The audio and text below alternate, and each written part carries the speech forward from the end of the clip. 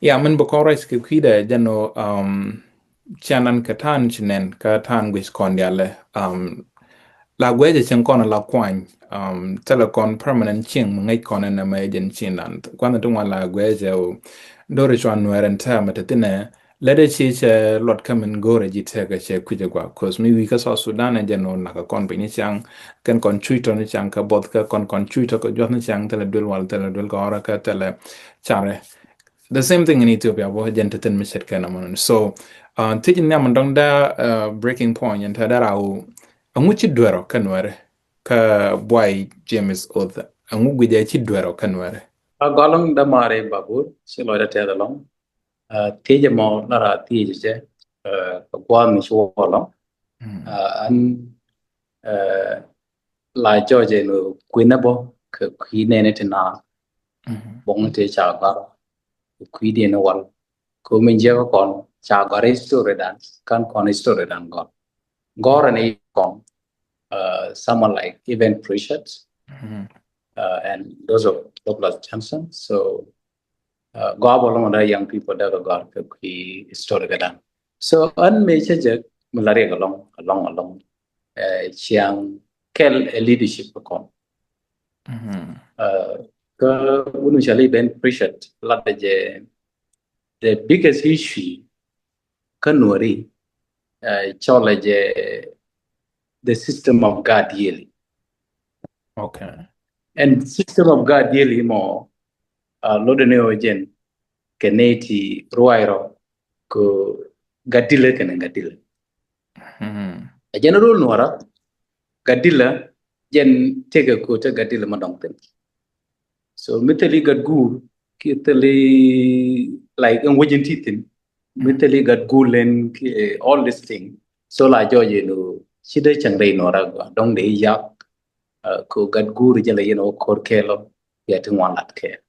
duno jeni tege mi jepe akene gadila madong parke so nora tarama lanke kendial farke so micha George no take a meda gadile je che kwa la gore je che michi jana che da kam gadila madong jen kula to rol no ko dong bunu ne gadnaru ki maybe jangwe ka kendela roi kanetina sipile ko chi gadile no no da gadila madong daro nyam gadila anamo che doran che jangar ngal ka gwas mi chuolong ko wa kona da kon par kata nei la par wi mo an ba che jaro lu chi kon goro de ngai an clinical researcher mata ka Juba mo then chawo wi ni to kon che jare nei ne to kon den chale juwe dan kon an dorun kon ka jinu che chawo na re do aren but ta na nan wi ken ne ko look in along te win mi cha kon ten ka mi chala twin south so kwar la chala kwar bo ga dan mala jel ka kar mi cha ne na gwan nan la na ra je cha na ti ji mu cha wa kwar mi cha kam lu so ka kon te la jela so chi kon leadership ki kwar chi kon lu an kela mo jene che je ka long mu ngut kon ngar ka jena la kon kwa la kon atop ko ATL ka kon and system of gadiele jene system mi tile gadiele ko chicken bruich system mi je balong ka ngoden tame beje ka kon en mo kelu raude me chi benyo gore the same system of leadership right nan ke leadership yeah Jaban tuo ko si duel gora kene leadership anta ka article mecha gora mecha education bas leadership ka siang nora cha mecha cha do gor bo ko pide ke point mala da jene education kene leadership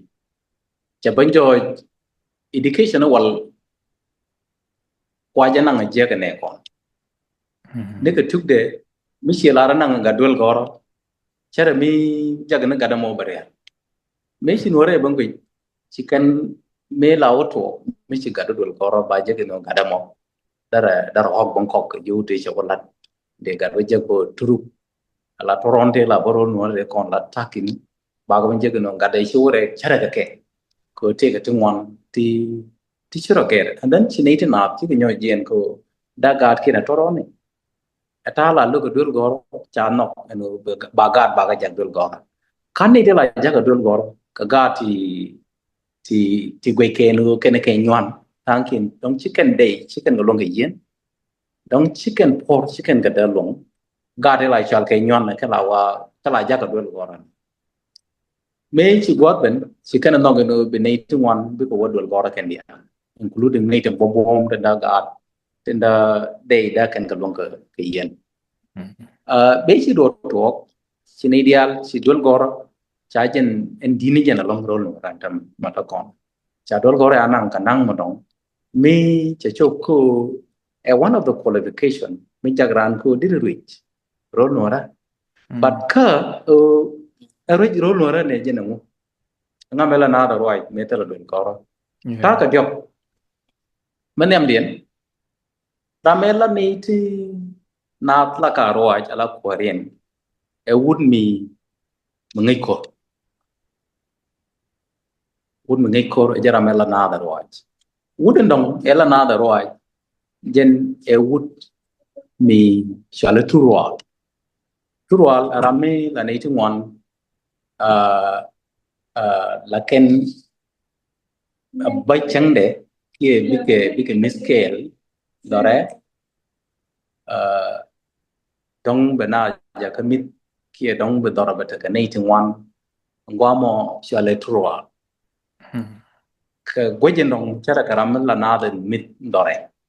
turual re ro no ne mi cha do jak yan lai cha me na ke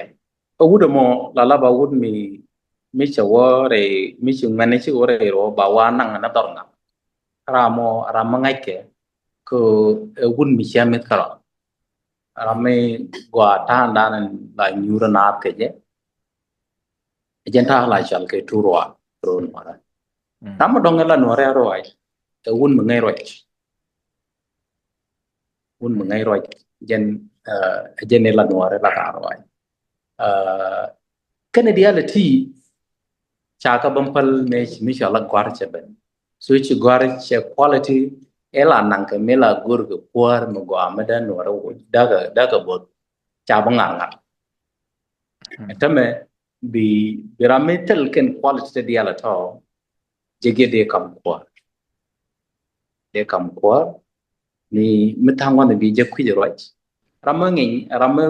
la lat dor ka gwat e chang ban nang te ke nyame chi gora jeni te karam kel mi gur ke jena rami cha da longo ko rami chi da dwal rami chi to che da kan e che jalat mi cha te ka kwat e chang pen nel ken so jeni gur ke ne mi che to ko cha ne te dwal chi kana man roi e ku chi ka gwar ka gwe jenu chi kon waje chi kon waje ka mena association ni unta malaling no the first quality jin dong ti ka class that or maybe ka sinafo university level but na me jin dimission ngura da kona chen ko chi kon waje tin ka kon okay ka kon ta kon ke quality ne da kon ko ka ne da ko right namo qui leadership jen ta da nen te ko jeno chi kon wa je ke anyo chi kon bun wa je ko qui bum ni tin kon ala qui kore la chal ke military kan che ke ne ti chi gor long ko qui bumada ram kel nyama chal Sharon mala kona chol nyarial mi chi gor de no dilemma cha gor ko qui dan te ka bong to kong ba thia go hat ko le tungwan ko qui dan bo jena na men chalat jena kan no re cha ka long min je ke jena ta ka kareo ta ka dar mi chi ku me bunyo wa be ke la ngala jaga ne bar long ya la tanen ka access ka bar mi chi kuma Sudan wo be la tenen ke access bolong ke jibulu Nile ke ne jurong kong ta ngai kon se ta tia ka tong mi but la ke la to ken juru dia la to mung go through go da tax da banang ka ke la kana complain te ke ne ti cha la no re ti ne ju cha ne you know cha ne ju je ken so koi ka gwa ta content mana me chicken assessment ne chicken la cho gwa ta content chu ken je but cha tung wan kon no ngot ken kon access ko chicken nama damen world around 1914 ne to je ne cha mai cha ko discover mala lingi boy chora ne wa chera ne to ko la kona chola lot kana dia la to chwa ka discover chwa ka supply ka ni de la ye to kon ku da kon de kon jo je ken ba che joy ku chu kon ga ju la kon ga ju je long jen ku la lingi pan ga do dir mala lingi đi được còn chana na ejang gwa dong gor nya ma je de no dai lem enu ba dai lem ma kor mu dong ma jidit mi chi wi ne ne tin na te ka gai chi mai ti gur chi ga bare tu ki ka lo den enu ba ka joj to ga ke da mene chi mai ti jidi ni chi ga bare na mo chi kon la ka dai lem ma di de long mấy cái nhóc cái tuổi cái cô chỉ con mấy cái này chứ chỉ con cả đáp chỉ con cần nhóc cái chỗ này chỗ chỉ cần Koran cái luôn này đúng rồi chỉ muốn đồng nhóc cái bên chỉ mấy thế chỉ con này chứ chỉ mấy thứ ngoan này cái chỉ có nhóc thì là nào là bộ cái đây này là cái nhau thì cái thứ ngoan thì do cái quý con lo đến cái chú con luôn này chứ cái cho là gì cái đại lên mà đâu me a new mood warfare mà đóng mà cần discoverก็มันทำมาจากคนก็ได้เลย so ชิบอมนั่นเนี่ยละบอมเนี่ยละคนอย่างนี้กันนาจะรอเกตคือชิไม่ถึงเยอะตัวคนกันนาชิคนก็ลงคือจูบกันอันนั้นมอชิมันเป็นนี่จนชิเชียงจะรอเกตคือชิทุกเดาบอมนั่นบ่ได้รอเทเดได้รอรถจะตัวเดี๋ยวเดียนคุยกว้างเนี่ยquý quang này chất cái economics kan kon tela kon udah kon do okay chala da neitung wan lu roland tela chan ka teleti kon par kon jen kula ta ko sigat kon chika dawo wichar bekanolian tela ko mitire roland a jegro jiren a jegro jin bo tela yeda ya ramachan changa jiri changa jinti law pana siang ko pana jen kula ta ko jinin ta mun ladi dunu jin sababu har kon tela mele ya muluno ken mi je long ko china chikana par kan dia la tene ke dunu mungaji ke dunu mungaja ana mo kel mi si je dora dulu ceban tuo ko kon taramala lava defendants ko kwa tinda kon ne cham china defend long kana tale ka kon dulu si siang e chang ni me la kon ngak e nyoa kel dong ba nyagulen ba kwen ba ye moy ko hok chelo no ku yen defendant lot kan mi chale cultural bond ko benam ta ka ken chalo no ne to tala me cham kan ki te di dong ajen wa that way a way of benam ko matana mara ken duno ko kon tara mi ku defend ka nga rolan ena ran longar pa ni dia duno chi kel che bato chi siang kwang che ban to ko chi 8 che bare da là hoặc là lo cả nào còn bây giờ cái này thì nhon còn bây giờ cô chỉ còn được phụ empore đa này là con của lại chăm này chứ chỉ dual gore chỉ bên tin bao chỉ còn ban affect chỉ jin mi jin này rule buin ki jin này cái Gambella ngay được cái ka Uganda ki gwa da na ta na ten ga ta la wo ka holiday mala to we cannot no ken cheng no ra dan ten kwa kon la ja ko da kon economy lel kon ke jeke si mai ka por ga dul gora ten bodul gora sirana gore be no na ko e jang kwa de mi ci berol no ra si nyu na no gan e pu por ga te gar kel mi ci post ka social media ke 2023 e jena na lar ko ta lo aji ko gan cha wuch cha ban ja ka turu mi cha wuch ka por ka ne me la ta pin so me cha wuch cha screenshot cha reach out ko gwe a misleading quotes cha jogi por ka ne jen a professional mi chen ki bere mo de dire ban study so con ne con ke encourage ko por gwar ke je mi lungi gwani jen okay gwani jen so gwamo ci rek wan ci ga ban to economy tana ja ko new ga bang la da con ja ga ni ti lazy ci economic issue jen je jen toran so ci kwa con e chogan won tame makan matwo de nyen wara da ro kwa ko da ro je ci to ko da wun wara bo me da ro kwal me la very dear to has no baran de nge wan so kan dial to ci ro ger ko ci kon lat ci kon abando so ke la mo in society culture la nyoka ne transform pa ko la nan kan new thing mi chena jaga ko bina da lazy so ci kon go pal ka cheng ne to ke ka bung mi cha gor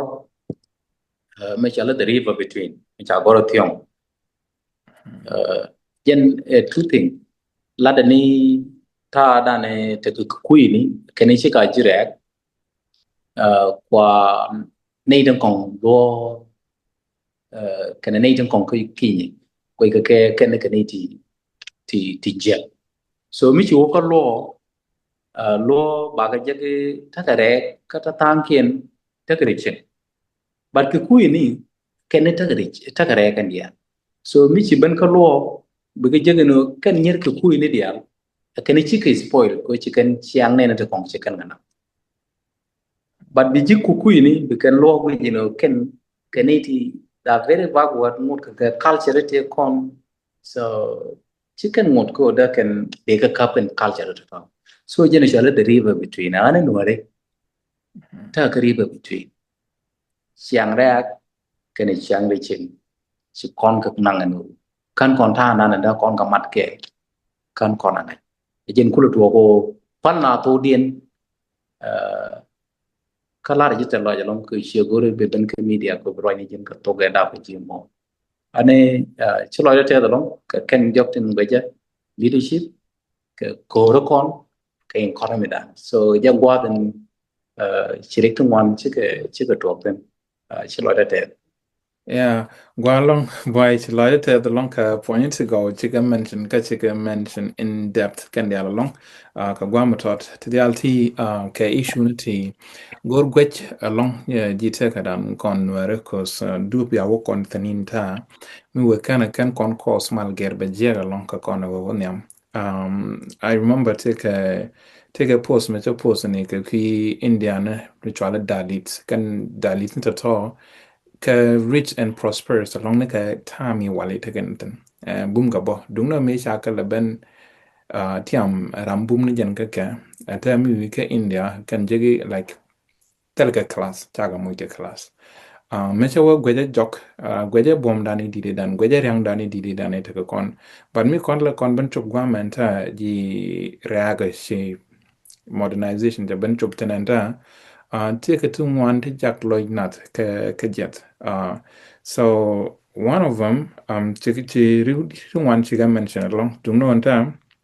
ngot kan kon waka solution dong da kon lat ka ti te mi kelm de te because nate one chi kana joga no tam pal ka kot anta anware jega an kodan pal nware janta cha nore jako be kana nate lazy ne be kana nate chi rodin long Guje palan ka koth ki do pal kon ka koth to contribute jiring ni content za as an ware re kwani dial da content an theologian sa gor ka theology mulo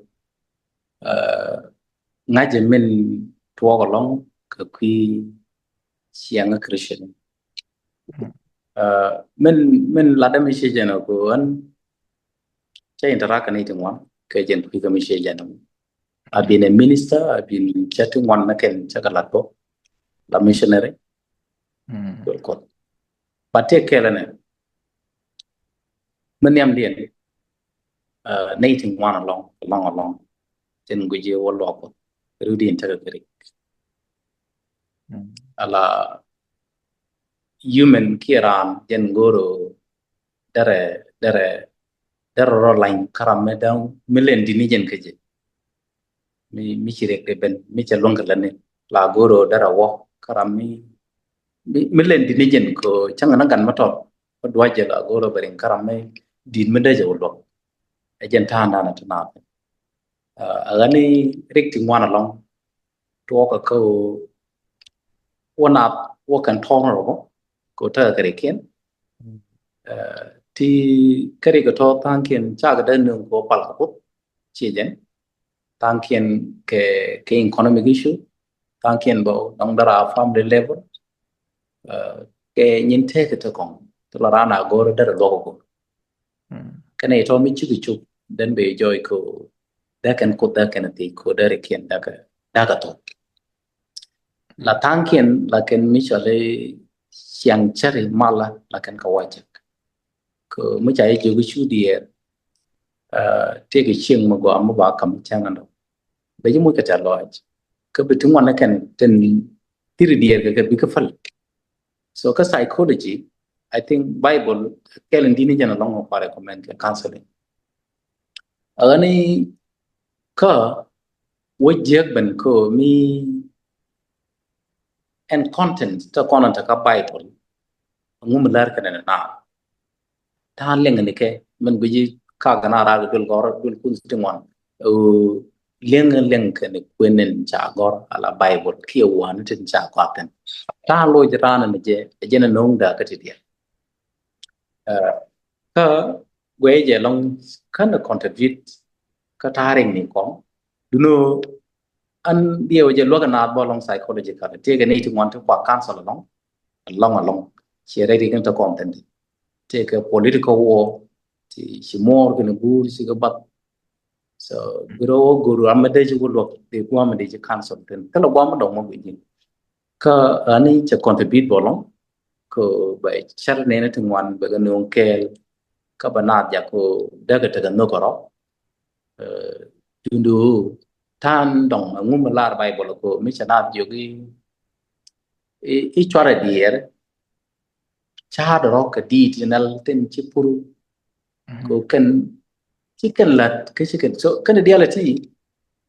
gorje no bana ke ling ko mi che joy ko bijie ani chenda pu de par ga di nel gomo yen chagor dara chiang nyona ba dara je wono nga da je no ti ga ni tu wana long ti chi chuk ko ken chiran da lat ko ken ni chiang nel ja ten ti ga ni tu wan ti wun mi ne je ga ki je ni kwa ka da ga na ko che go da ta ke ti cha tho re wa go ro be na lo ka ke ko be nyin chiang nel bo be go je chang nel ka da dia la tho cái tiếng ngoan thì run mà mình chỉ thua coi chỉ có cầm nạp cái tay lấy quạt thì không đó là dấu nhọn nồng đấy đó là chơi của chỉ nào đã lồng ở đây sáng bài của là bữa nào lúc cái nông nào đấy take a misreading of text don't go to meta thì cái này chỉ cần nghĩ như nào của ba bài bổn bal bạn nghĩ cái nào của ken để cái linh nhọc cha Bible la nhỏ gar nhỏ ba de nyong ni je ja ko de te kono cha kwa tin ba ka lingi di ani rek te ka ta na linga na ngok te ke tingwan ti guru de la ka te da chok loy na ti da na ja ka bu men yam den te ke Bible mo na ba long mình cho lệ Exodus cho cái dân nào bazen batek tin mình lừa cái nào cái quý cô chia để chăng lòng á lại chăng một gà mà đó dulu cháu là nó có con nên đang baket cái bao nhiêu tiền cái dân này belong anh ngót ở mò thiệt cái đẹp một lần nữa ngũ vừa khăn chỉ lật bao con nên đang baket chỉ ngót ở mấy chỉ trong then ngũ vừa lật bao cái chăng anh kêu bao jin chỉ ngót ở bao chỉ trong so một lần nữa gọi gì jin bilat cái nên đang baket của ngót bao chỉ bao cam nó ngót là rồi long này okay so go to jenu te ni nang bakel tiro ngumiladi ko chala da bay so mu workan chilat lar je ni tu man chi goy long a chi bung no la na da long chi bung ko jin ni lat ni mi chi kul lat jin bi kul ta ko dir long dir je go ka ju ben kwa men ni cha da men ko cha friday la loy da go re no long on de u chang de won long ko ngai te chalat ke kenenti ajan tha de no so karke la jeni jin mu wuji karamal rando rame jeni goro boko kon ngi ni jaga lat ko ramalat ku wo kana ba lezi jeni chungi ni chang long a jeni chu nyu chang long ko jen chắc gói chắc nó bằng ngày coi chắc nó lão lo nó đây tức là cho nên nó đây là chỉ cứ chuyện nó remote so chắc là lát Bible cho con jaga này được lệ gì chia pal bỏ long này chẳng en mình đã muốn lên dulu en mengkur luang keje jen bi kule jago diru kodu diri je pal da gwa che ba da te Gualong Buay chilo te the long long cause chatel tini to cook to the teach cause chica los ka wit me dire long a kwalar no na chang dong che generate dong de lar chica los ka loy mi che chaga chop loy de lan bo man ne ko ken gwa je began ta ga chop loy bo ka tan dong chica loy ke ta chukon dot kemen te chop badak rodin yi menen dang badaga ti azim was a kemen dang dies ko dire Queen one tin guji ci jek la di short ken mention na man ci jek da kona ripi nene na man ci jek da kona ger nene na man ci jek da kona ger nene ne ji kama time ga menem den o kon banor dil ngi ke siang kwara siang kwara akel mi na kono long ko